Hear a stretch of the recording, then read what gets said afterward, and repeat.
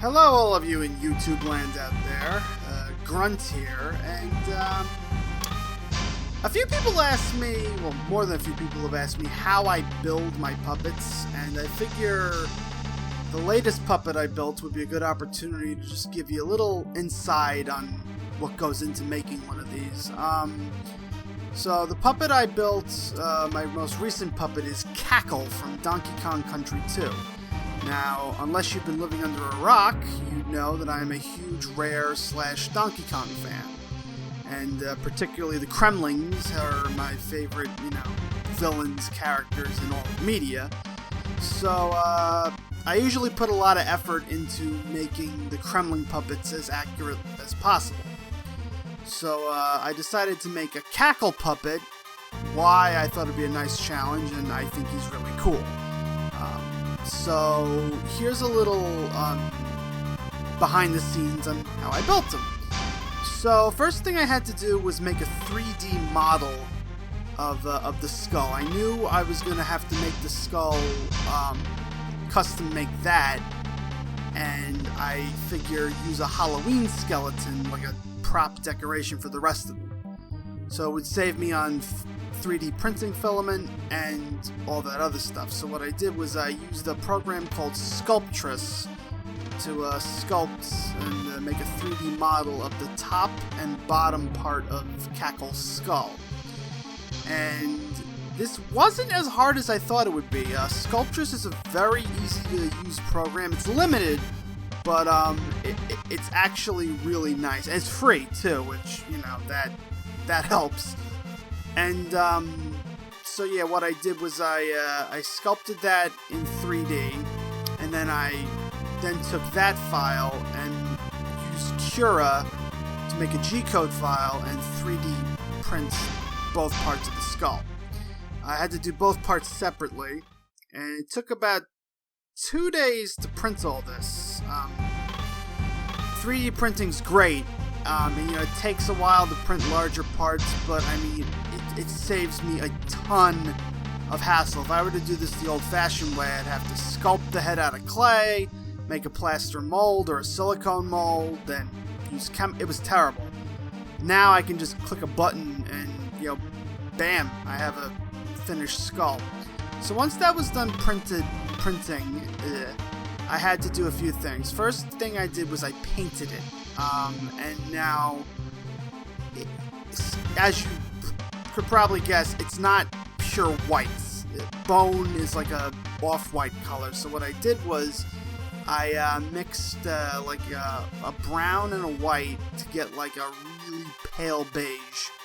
Then I painted them, and then I used a acrylic black wash over the entire thing, and then wiped most of it off to give it a sort of damaged, aged effect, and it looks really nice.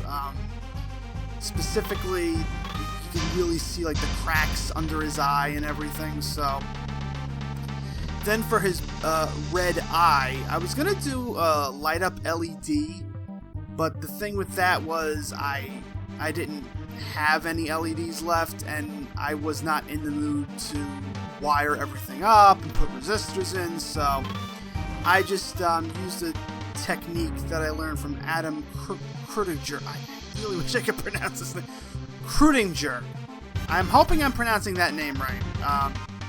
But I'll put a link to his channel in the video description. He has a great tutorial on how to make puppet eyes using resin and the mold.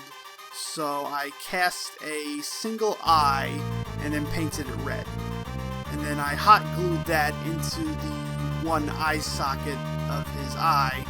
And the great thing about that is it's hot glue. So if I wanted to later down the line, I could melt that, take it out, and put an LED in there. But I don't think I'm going to do that. I think he looks fine as is. So the next thing I had to do was let that dry.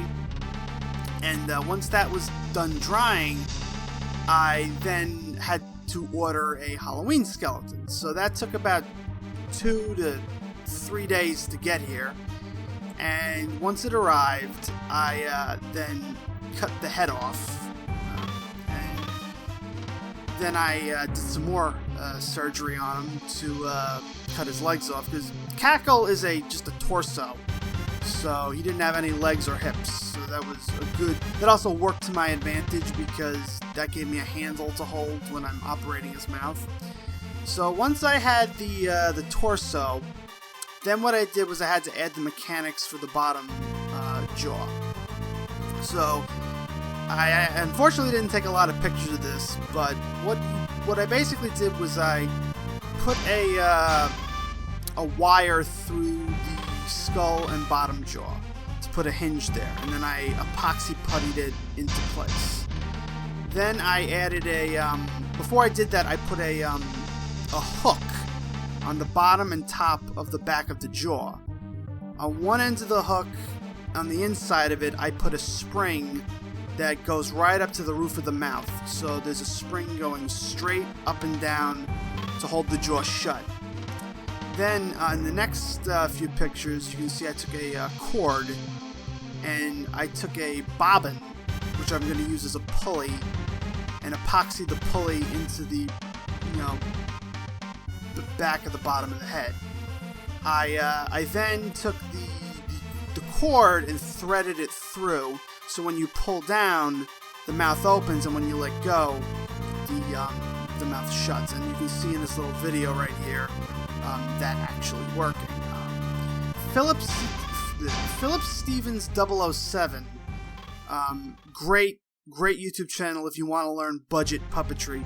Recently did a video on Pelham puppets, and I used his method of making the jaw for this, and if that really goes into detail, a lot of detail on the towards the end of the video on how to make jaws open and close. So I highly recommend checking that out if you want to give this a shot. So the next thing I had to do was Gorilla Glue. Ironically, the Kremling getting Gorilla Glue to... I can't think of a joke, but you can make it. Anyone with a good joke with the Gorilla Glue, please comment with that. I Gorilla Glued the neck into the skull and let that dry. And then I used a little bit of hot glue to reinforce it, so it's pretty well on there. And I screwed it in place too, so that ain't going anywhere. And then the puppet itself was pretty much done. The next thing I had to do was drill a hole in the pelvis and put an eyelet, thread the cord through the ribs, through the eyelet, and then make a little trigger, and that when I pull down, the jaw goes up and down. This was also in the Philip Stevens 007 tutorial video, so definitely check that out. That gives you a way more precise details on how that works. Then the next thing I had to do was the body wasn't the right color. It was basically pure white with a little bit of shading, so like with the skull, I remixed the color for the skull, painted it, then used the wash over that, let it dry, and then I had basically a full skeleton that all matched. And then the last things to do was, his basically clothing. I had to do his eye patch, and I happened to have a piece of fabric with a bunch of pirate symbols on it, so I picked the one that matched the closest. Because if you look in Kackle's render, he does have a skull and crossbones very faintly on his eye patch. So I found the closest looking one, cut that out, and used a piece of felt for the cord, glued that on the other eye. Then what I did was I found a polka dot material. Unfortunately, I didn't have a blue polka dot material. I only had like a pink, but there was like 5 different color Kackle bandanas in the level, one of which I believe was red, so that works. And then I basically glued that on top of the head to make the bandana. I put a piece of foam, polyfoam, under it, so it sort of looks more like it's resting on his head, because it would look very flat just glued there, so I kind of stuffed it up to make it look more like a bandana. And then the sash around the belt was a piece of leather from an old belt, obviously, that I cut down and tied in place.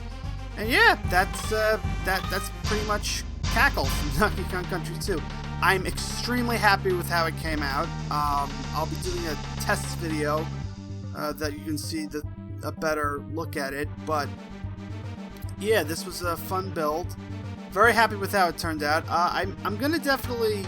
He has a sword, so I'm gonna make that in the future. And he also has gauntlets on his arms, like K. Rool has, only they're silver. So I'm probably gonna add that in the future. But for now, he looks great. So yeah, that was a little behind the scenes on how I made Kackle. And yeah, if you want to see more of this stuff, I'll try to document more builds. So that's it, and have a horrible day.